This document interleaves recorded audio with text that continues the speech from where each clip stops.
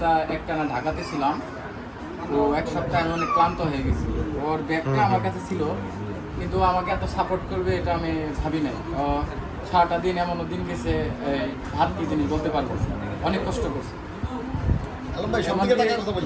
হ্যাঁ ভাই, সব দিকে তাকায় কথা বলে। এমনকি আপনার এই কি বলে কালকে মানে যে রাত যে গেল বৃহস্পতিবার রাত, এই রাতের বৃহস্পতিবার না শুক্রবার রাত গেল, ও আজকে রাতের 5টা পর্যন্ত আমার সাথে এই দোকানেই কাজ করছে ডেকোরেশনে। মিহালও ছিল, মিহালও কষ্ট করছে, আরেকজন ছিল।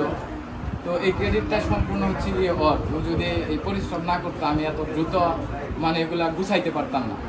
প্রায় 29 ঢুপের মতো মাল আর কি, সব কিছুই ও নিজে করছে একা। এমনকি ক্লান্ত হয়ে শেষ মুহূর্তে ওইখানে ক্লাসে হেলান দিয়ে বসে পড়ছিল। এই জন্য আমি, উনি হচ্ছে আপনাদের ভাবি। কি নাম? ওনার নাম হচ্ছে আর্নিয়া। ওর নামটা মুখস্থ করতে আমার অনেকদিন সময় লেগে গেছে। আর্নিয়া। আমার মা কিন্তু ওর নাম ধরে ডাকতে পারেন।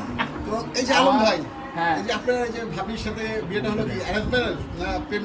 না না, আমাদের কোনো প্রেম কিংবা রিলেশন ছিল না। আচ্ছা আচ্ছা। ওর সাথে বিয়েটা যেটা হয়েছে, ওরে জিজ্ঞেস করেন তো আমি ক্লিয়ার করি।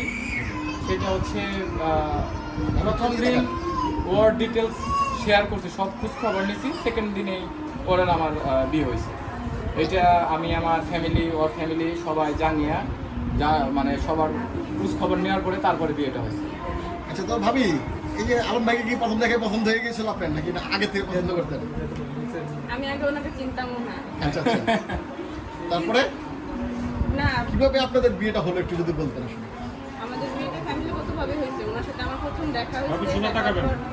দেখা হওয়ার পর মনে করেন একটু কথাবার্তা হয়েছে। আমি তো আমার ভাই বিষয়ে টাকা জানাইছি। বুঝে না, একটু ক্লোজ হন। আমি এত দূরে গেল।